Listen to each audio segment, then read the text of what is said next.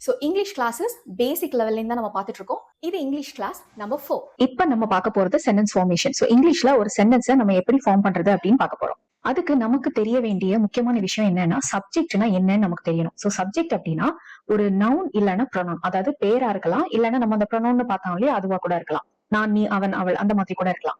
So இதுல நம்ம subject அப்படின்னா இதுல எது வேணாலும் இருக்கலாம். ஆனா அது எப்படி கண்டுபிடிக்கிறது அப்படின்னா, யாரு ஆக்ஷன் பண்றாங்க அவங்கதான் சப்ஜெக்ட். சோ ஆக்ஷன் அப்படின்னா என்ன? வினை. அப்போ ஒரு சென்டென்ஸ்ல என்ன வினை நடக்குது, அந்த வினையை யாரு பண்றாங்க அவங்கதான் சப்ஜெக்ட் நம்ம எடுத்துக்க போறோம். For example, I walk daily in the park. நான் தினமும் பூங்காவில் நடக்கிறேன். அப்ப இங்க நடக்கிறது தான் வினை. அப்ப அந்த வினையை பண்றது யாரு? நான். அப்ப நான் தான் அந்த சப்ஜெக்ட். இதே மாதிரி he walks daily in the park அப்படின்னா இங்க அந்த வினையை பண்றது யாரு? அவன். அப்போ அவன்னா ஹி தான் சப்ஜெக்ட்.